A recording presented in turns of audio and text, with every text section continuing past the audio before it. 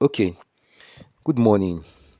Now, let's come and talk about some religious facts or fanatics that came from people who who created or originated this god, or people who created or originated the deity.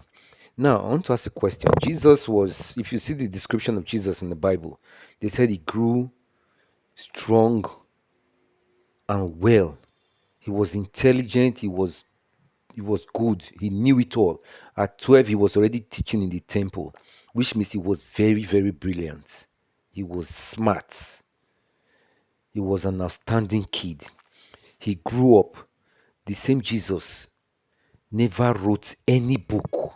He didn't write any book. Somebody who knew it all did not write any book. If he didn't write any book, how then was he expecting the world or the generations that were going to come later on to know that this is what he said, or this is who he is, or this is what he actually meant to the world? If you check it reasonably, you will see that Jesus actually never existed. It was a false story. It was a created story. It was a created story. Jesus, who was supposed to, who knew it all, didn't write us any book. Now, they said it's his disciples that now wrote. His disciples now wrote. No, there is no way his disciples could have written when Jesus did not write. So if Jesus didn't write, it means he didn't want anybody to have any laws, any doctrine, any whatsoever after him. Because if he wanted, he would have written himself. So as long as he didn't write, already proves to me that he did not even exist.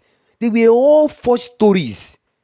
Now, this committee of Nicaea that came together to sit down to determine what will be in the Bible and what will not be, how will they come and sit down to discuss or to agree or not to agree? Why are they agreeing? So they will decide to agree. Oh, no, we don't like this part of Jesus. We don't like this part of God. It's this part we like. When everything is we are all written. People who claim that, oh, this Bible is the word of God. God didn't write a single book. He didn't send you any book from heaven.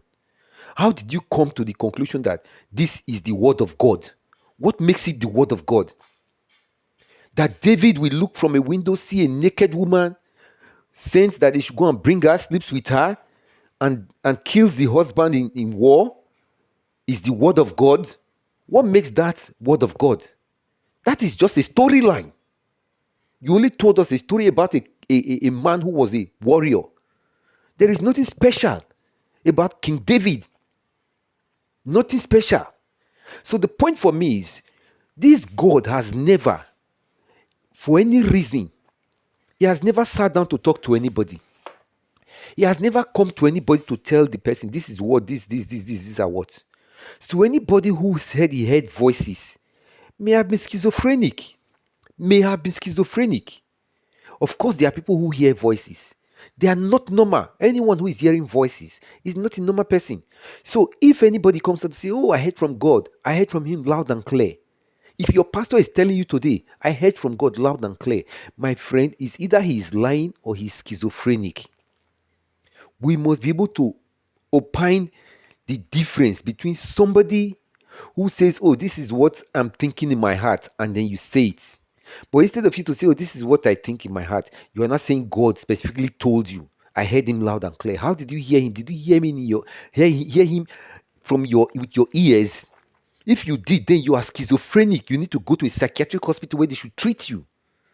So it's high time we start telling ourselves the plain truth instead of being overly religious, following a blind talk, stupidly following a blind a storyline that does not have any basics. The reason why we are afraid to talk is because the religion already creates a loophole for you to be afraid to talk about the God.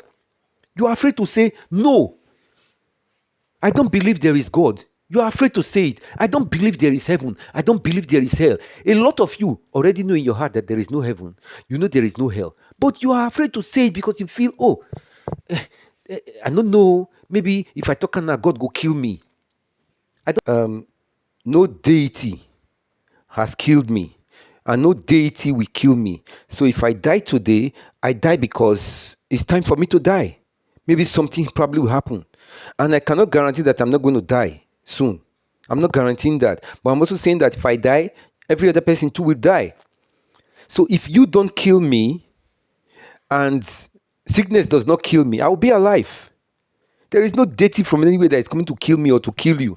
Because if deity has power to actually kill, like a lot of people have claimed, if deity actually have power to kill, then the way I'm saying this thing now, I will not see tomorrow. Of course, the deity will kill me to prove himself.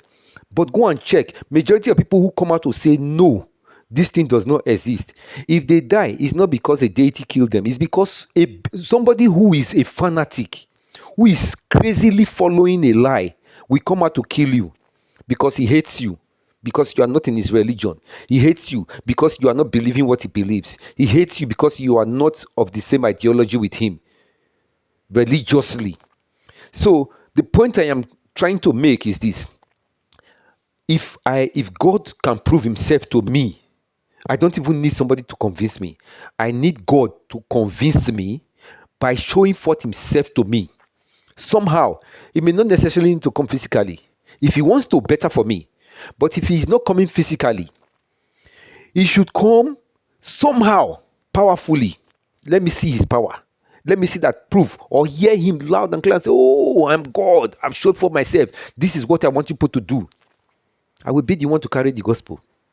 But as far as I'm concerned, all these stories were created by somebody who was very smart and as well very intelligent and built this thing and gathered people who created it and built it loud, made it loud.